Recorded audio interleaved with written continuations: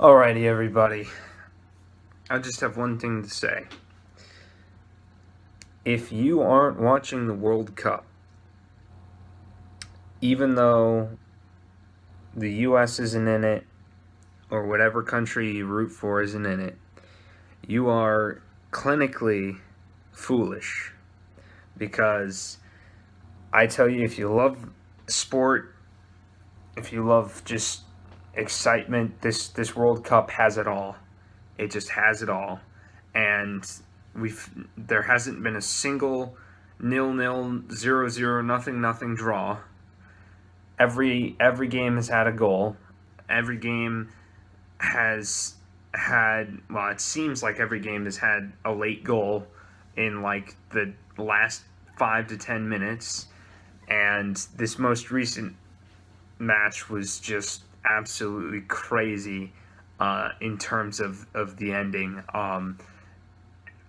But so I guess I'll just start there. So it was Germany versus Sweden. Germany, having lost the game, their first game against Mexico, needed a win. If they lost, they would have been out of the World Cup. And if they drew, it would have been really hard for them to get back into it. So they wanted to win. They needed the win. However, Sweden aren't really that much of a pushover, as much as some people might suggest. Sweden defeated Italy to get into the World Cup, Italy being a top 10 team in the world. And no, it was exciting because Sweden came out firing. They had some great chances, and to be honest, if there had been an extra, if they had called a penalty early on, it could have been Sweden up 2-0 in the first half, and they might have ended up winning the game itself. But nevertheless, Sweden only got one goal in the first half, and Germany were rattled, and they couldn't figure out how to play, and there were some holes in the back line. But then they came out guns blazing in the second half. They got a quick goal to tie it up.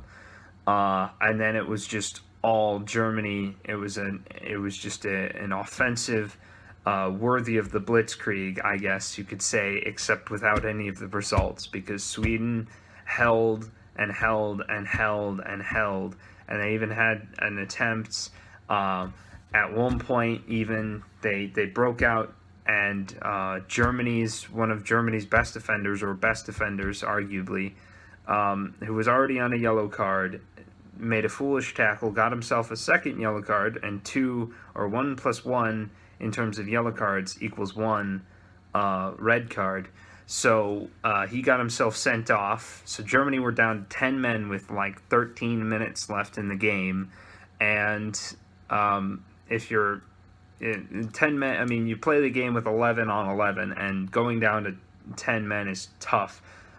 But Germany were, and typically when you've got 10 men, you're defending and defending and defending, because 10 men, you have to make up the extra ground that person would run or cover.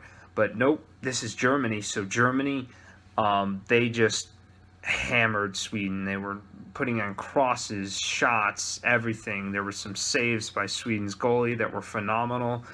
And it all led up to a 95th, the very last minute of the game.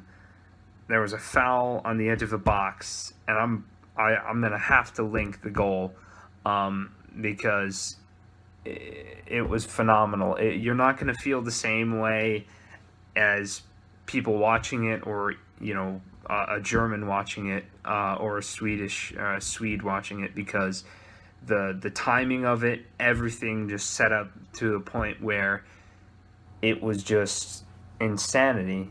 Germany won 2-1 off of that goal, where he basically, the player, Tony Kroos, he stepped up, put his man pants on, and put the ball in the back of the net from a free kick. And oh boy, this World Cup has been fun. Sucks that the U.S. isn't a part of these maddening scenes, but still, to be Sweden, it sucks. It sucks so hard to lose like that. but to be like a team that's winning with that late goal, ooh boy, that's a drug that that drug, adrenaline and the pounding of the heart. That drug is the most addicting thing ever. And I got a mild dose of it watching the game. But if you're a German fan, I mean, they are. I mean, there might be some babies created in Germany tonight, or amongst the German fans tonight. So it was intense. Uh, but yes, so you should be watching it, not just for that, because that was just one match, and there were two others today. We had Mexico playing South Korea. Mexico getting the job done pretty well. They won 2-1, which seems pretty slim, but they were winning up until the 92nd minute, second minute of stoppage time in the second half. And really, the strike by South Korea was unstoppable. There was nothing much you could do other than not give the player who scored the ball. Then the game earlier was Belgium versus Tunisia, and Belgium thoroughly dismantled Tunisia, scoring 5 goals. Tunisia only getting 2. They did score. At one point, the score was, I believe, 5-1. So, I mean, Belgium just looked really good. They really look pretty good. Only we'll have to see how they take on against England and how England do against them. But Belgium are probably going to steamroll a lot of people. And I think that they're solid. They've got a solid coach, and I'm very high up on this Belgium team. I think that they will do things. They're certainly doing a lot better than Germany in terms of consistency and winning convincingly. Belgium, I believe, now have a goal difference of +6. The only team with a better goal difference is Russia with +7. So, they're doing pretty well.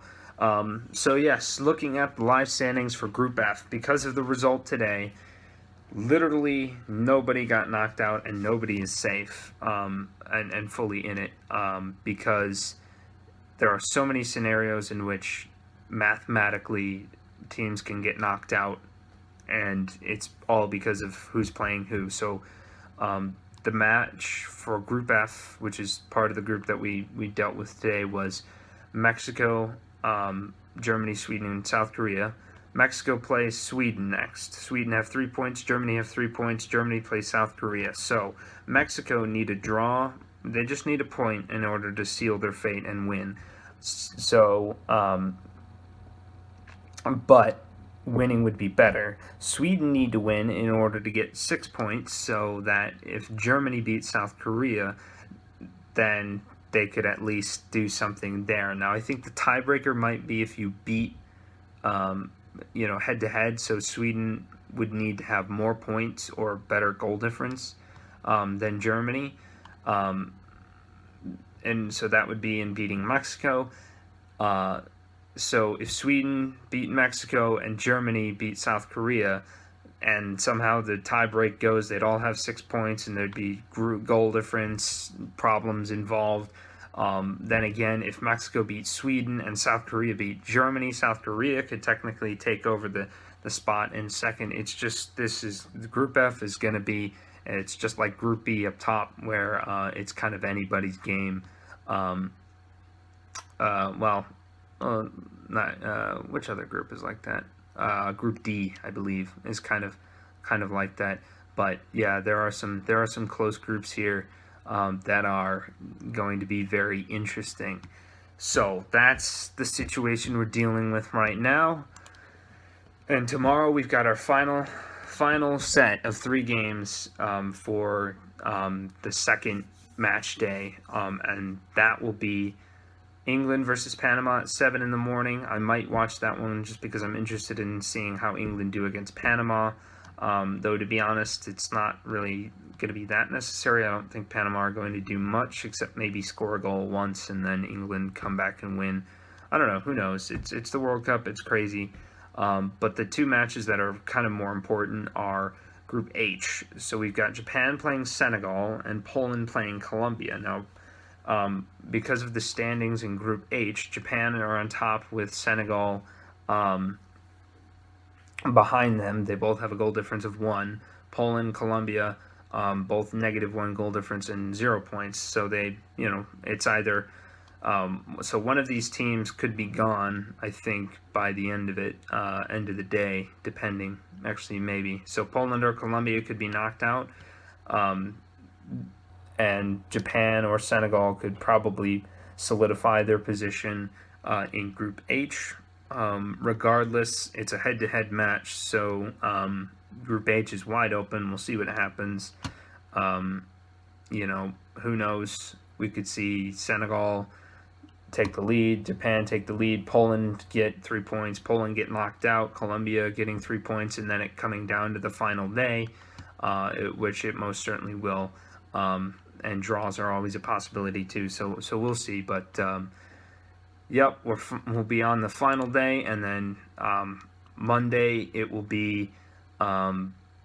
Some games won't have any meaning, but there are going to be a select few games that are going to be pretty wicked in terms of how things are going to pan out. So, oh boy, it's exciting stuff. Indeed, it is exciting stuff. But we've got that, and then we'll have Monday through Thursday, which are going to be the final group stage games. Oh boy, I can't wait. I'm like, I really wish I didn't have any responsibilities or anything, because I would just be sitting there, and honestly, I'm still a little bit numb from what happened with Germany. But anyway, I'll catch you later.